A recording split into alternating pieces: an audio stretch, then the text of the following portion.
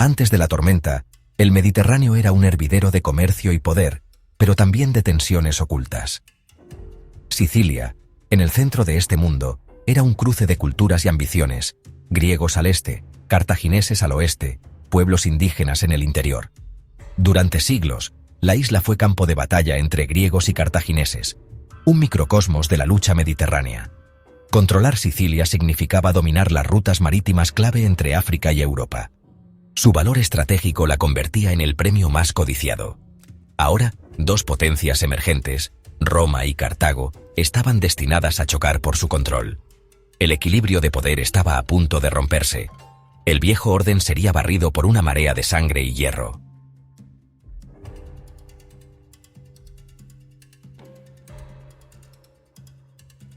Cartago, reina de los mares, era un imperio comercial gobernado por una oligarquía y sostenido por una poderosa marina y ejércitos de mercenarios. Su riqueza y dominio marítimo la hacían temida en todo el Mediterráneo occidental. Frente a ella, Roma era una república terrestre forjada en la guerra y la disciplina, recién unificada tras conquistar Italia. Los romanos no eran marineros, pero su ambición era ilimitada. La legión romana, organizada y tenaz, era la fuerza terrestre más formidable de su tiempo. Al mirar hacia Sicilia, Roma veía tanto una amenaza como una oportunidad. La inevitable colisión entre la potencia marítima de Cartago y la ambición romana estaba en marcha. El destino del Mediterráneo pendía de este choque de titanes.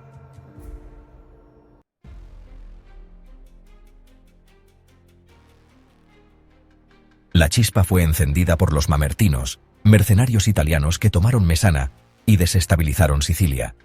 Asediados por Siracusa, los mamertinos pidieron ayuda a Cartago y Roma. Cartago respondió primero, ocupando la ciudadela y alarmando a Roma. Para los romanos, una base cartaginesa en Mesana era intolerable. El Senado debatió, pero la ambición y el temor prevalecieron. Roma intervendría. Por primera vez, las legiones cruzarían el mar para luchar en el extranjero. La decisión selló el destino de Sicilia y desencadenó la Primera Guerra Púnica. El conflicto ya no era evitable, era inminente.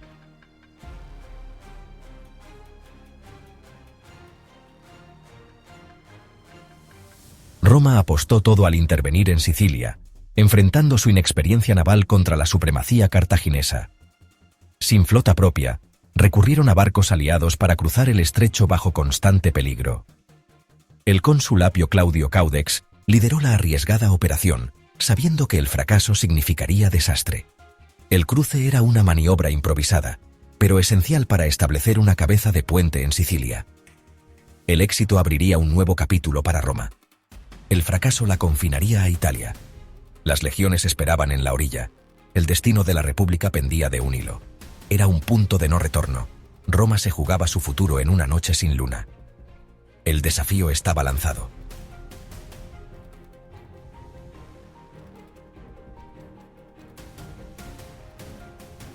Apio Claudio Caudex cruzó el estrecho de noche, burlando a la flota cartaginesa.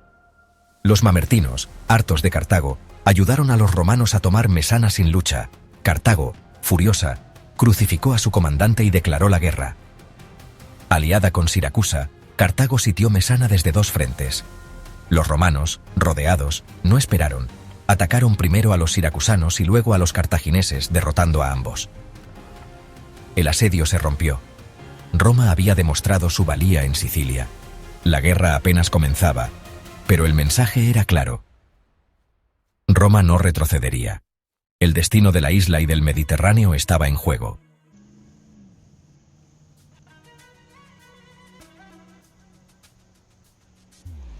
Las victorias romanas en Mesana cambiaron el destino de Sicilia.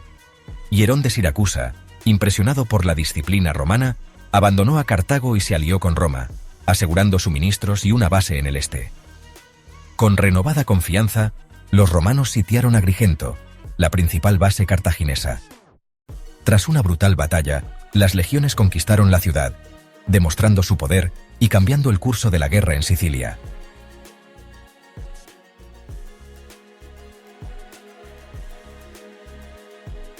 Tras su espectacular victoria en Agrigento, los romanos se llenaron de confianza. Creían que la guerra en Sicilia pronto terminaría. Habían demostrado que sus legiones podían derrotar a los ejércitos cartagineses en batalla abierta y capturar sus fortalezas más importantes. Las fuerzas romanas se dispersaron desde Agrigento, capturando pueblo tras pueblo en el interior de la isla con relativa facilidad. Parecía que su estrategia terrestre era un éxito abrumador. Sin embargo, este optimismo inicial pronto se desvaneció cuando los romanos llegaron a comprender la verdadera naturaleza del poder de su enemigo. Mientras Roma controlaba la tierra, Cartago aún dominaba el mar. Esta era una ventaja crítica que los cartagineses usarían para prolongar la guerra y frustrar las ambiciones romanas en los años venideros. Desde sus seguras bases navales en el oeste de Sicilia, como Panormo y Lilibeo, y desde la propia Cartago, la flota cartaginesa lanzó incursiones devastadoras. Estas flotas podían atacar en cualquier lugar a lo largo de la extensa costa de Sicilia, e incluso asaltar las costas de la propia Italia. Acosaban las líneas de suministro romanas, aterrorizaban a las comunidades costeras y apoyaban a sus ciudades aliadas restantes en la isla. Para las legiones romanas en lo profundo del interior de Sicilia, esta era una situación exasperante. Podían ganar todas las batallas terrestres, pero no podían evitar que el enemigo apareciera desde el mar, atacara a voluntad y luego desapareciera de nuevo en el horizonte. La guerra se convirtió en un desgaste frustrante, una contienda de desgaste. El conflicto en Sicilia se estableció en un patrón agotador. Los romanos asediarían una ciudad costera en manos cartaginesas, construyendo lenta y metódicamente obras de asedio y tratando de matar de hambre a los defensores. Pero la marina cartaginesa a menudo podía romper el bloqueo romano, trayendo tropas frescas y suministros vitales, prolongando los asedios durante meses o incluso años. Los romanos controlaban el campo, pero los cartagineses se aferraban tenazmente a sus puertos fortificados. Al Senado romano le quedó claro que conquistar Sicilia requería algo más que un ejército superior. Mientras Cartago controlara el mar, podrían reforzar sus guarniciones e impedir una victoria romana decisiva. La guerra en tierra había llegado a un punto muerto. Esta realización marcó un cambio profundo en el pensamiento estratégico romano. Los líderes en Roma, pragmáticos y adaptables como siempre, comprendieron que para ganar esta guerra, tenían que desafiar a Cartago en su propio elemento. Tenían que combatir el fuego con fuego, o más bien, los barcos con barcos. La guerra por Sicilia no podía ganarse solo en suelo siciliano. Tenía que ganarse en las aguas del Mediterráneo. Esto llevó a una de las decisiones más notables y audaces del mundo antiguo. Los romanos, un pueblo de agricultores y soldados, decidieron que construirían una marina desde cero, una flota capaz de enfrentarse y derrotar a la fuerza marítima más poderosa del planeta.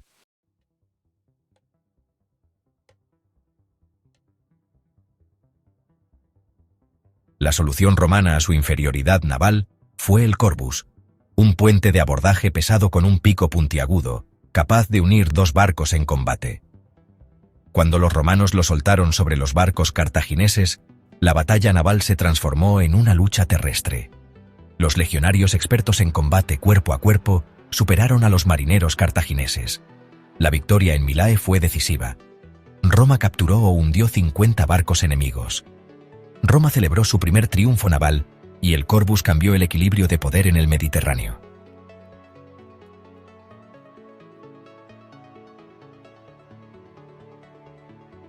Tras sus victorias navales, Roma decidió atacar el corazón de Cartago. En el 256 a.C., reunieron la mayor flota del Mediterráneo y cruzaron hacia África, enfrentándose a la armada cartaginesa en el Cabo Ecnomo. Los romanos vencieron y abrieron el camino a África. El ejército romano desembarcó cerca de Cartago, saqueando el campo y forzando a los cartagineses a defender su patria. Por primera vez, la supervivencia de Cartago estaba en peligro.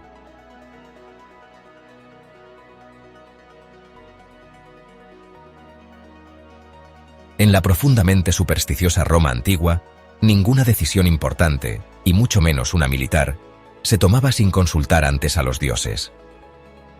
Uno de los métodos más curiosos y relevantes de adivinación consistía en observar los hábitos alimenticios de los pollos sagrados. Estas aves se mantenían en jaulas y acompañaban a cada ejército romano en campaña. Antes de una batalla, Un sacerdote llamado les ofrecía comida. Si los pollos comían con avidez y esparcían el grano, se consideraba un augurio sumamente favorable, una señal de que los dioses aprobaban la acción.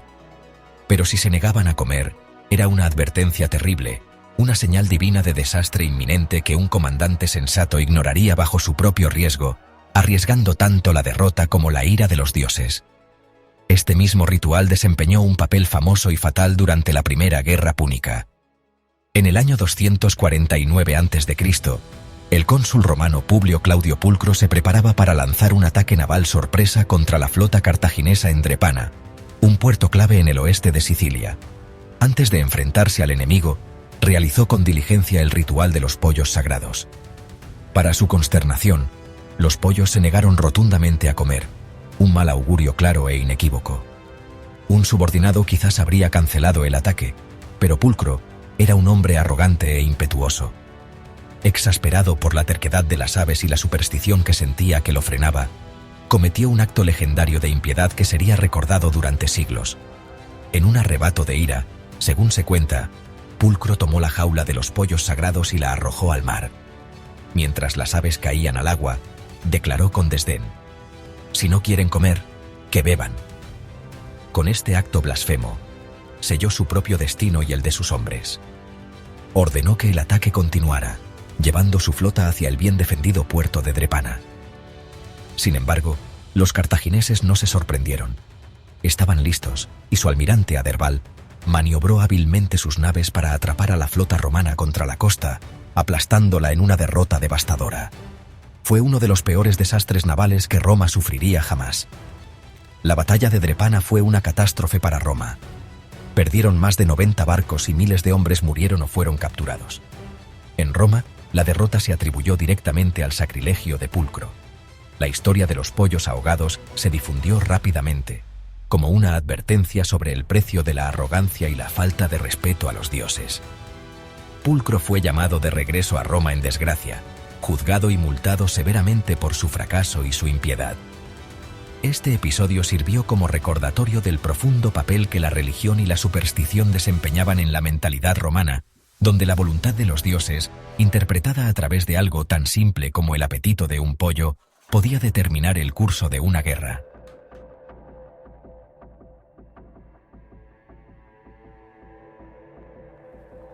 Marco Atilio Régulo, cónsul romano, lideró la invasión de África durante la Primera Guerra Púnica.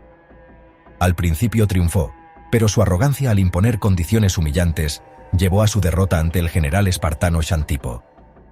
Capturado, fue enviado a Roma para negociar la paz, pero instó al Senado a rechazarla y regresó voluntariamente a Cartago, donde murió torturado. Su sacrificio se convirtió en símbolo de deber y honor en la tradición romana.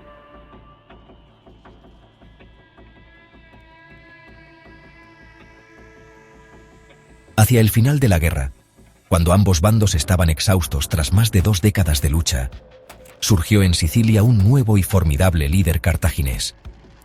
Su nombre era Amílcar Barca, y su apellido, Barca, significaba rayo en púnico, un apodo muy apropiado para un hombre de tanta energía y brillantez táctica. Fue nombrado comandante en Sicilia en el año 247 a.C., en un momento en que la fortuna de Cartago estaba en su punto más bajo. Casi toda la isla estaba bajo control romano, y Cartago apenas conservaba sus 2 últimas fortalezas impenetrables en la costa occidental, Lilibea y Drepana. A Amílcar se le entregó un ejército diezmado y muy poco apoyo del gobierno cartaginés, pero logró maravillas con lo que tenía. En vez de quedarse tras los muros de las ciudades sitiadas, Amílcar adoptó una estrategia audaz y agresiva de guerra de guerrillas. Se dio cuenta de que no podía derrotar a los principales ejércitos romanos en una batalla campal, así que decidió librar una guerra de 1000 cortes. Estableció una base fortificada en el monte Erix, una montaña estratégicamente situada que dominaba tanto las llanuras como el mar. Desde esa fortaleza, lanzó una serie implacable de incursiones contra los romanos. Su pequeña fuerza, muy móvil, atacaba rápidamente, tendía emboscadas a patrullas romanas, interrumpía sus líneas de suministro y mantenía un estado constante de ansiedad y desgaste. Era un maestro de la guerra no convencional, manteniendo a un enemigo mucho más numeroso atado y siempre en vilo. Durante varios años, Amílcar Barca fue una espina dolorosa en el costado de Roma. Parecía estar en todas partes a la vez, un comandante fantasma que no podía ser atrapado ni derrotado. Su liderazgo inspiró una lealtad increíble en sus tropas mercenarias, que lo seguían con devoción a pesar del pago irregular y las duras condiciones. Incluso se atrevió a lanzar incursiones navales en la costa de Italia, llevando la guerra, aunque de forma limitada, al corazón romano y demostrando que el espíritu cartaginés aún no estaba roto. La campaña de Amílcar en Sicilia demostró lo que un comandante brillante podía lograr incluso con recursos limitados. Él solo revitalizó el esfuerzo bélico cartaginés y prolongó el conflicto. Aunque Amílcar nunca fue derrotado en batalla, no pudo cambiar la realidad estratégica final. La guerra se decidiría no por sus brillantes tácticas guerrilleras en tierra, sino por una última y decisiva batalla naval. A pesar de sus éxitos, no pudo impedir que Roma construyera una última flota y ganara la guerra. Sin embargo, su legado sería inmenso. Infundió en sus soldados, y sobre todo en sus propios hijos, un odio profundo y ardiente hacia Roma. Su hijo más famoso, Aníbal Barca, crecería escuchando las historias de la lucha de su padre, y algún día tomaría el relevo, llevando a un conflicto aún mayor y más terrible, la Segunda Guerra Púnica.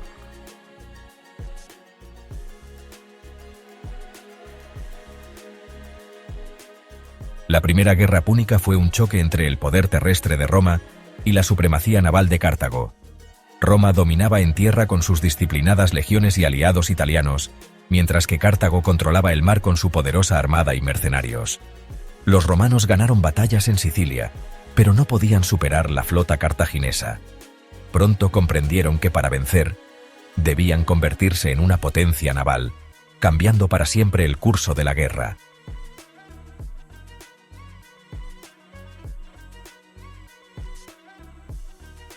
Al inicio de la guerra, Cartago dominaba el mar con maniobras y velocidad inigualables. Sus tácticas, como el espolón y el cizallamiento, eran legendarias.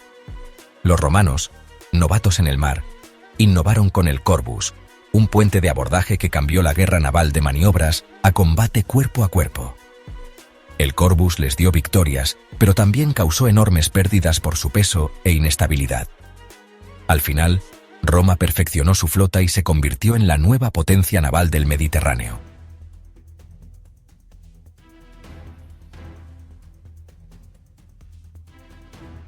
La Primera Guerra Púnica fue una guerra de desgaste brutal en Sicilia, donde la logística y la resistencia fueron decisivas.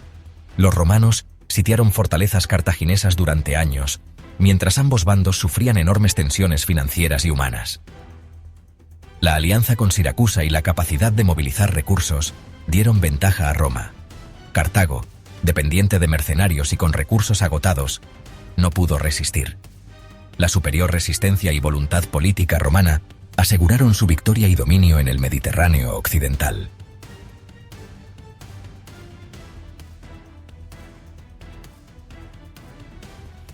Tras décadas de guerra, Roma y Cartago estaban agotadas, sus tesoros vacíos y miles de vidas perdidas.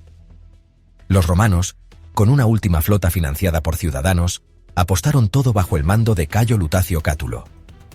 En la batalla de las Islas Egadas, la victoria romana fue total. Cartago quedó aislada y sin esperanza. Obligados a rendirse, perdieron Sicilia y pagaron una enorme indemnización. Así terminó la Primera Guerra Púnica, con Roma victoriosa y Cartago derrotada. El final de la Primera Guerra Púnica cambió el equilibrio de poder en el Mediterráneo. Roma, antes sin flota, se convirtió en la potencia dominante y tomó Sicilia como su primera provincia. Cartago, derrotada y endeudada, sufrió rebeliones internas y perdió Cerdeña y Córcega. El resentimiento creció, especialmente en Amílcar Barca, quien hizo jurar a su hijo Aníbal odio eterno a Roma. Así la paz solo sembró las semillas de un conflicto aún mayor: la Segunda Guerra Púnica. Si disfrutaron de esta exploración del pasado, consideren suscribirse para más historias de conflictos épicos y personajes legendarios.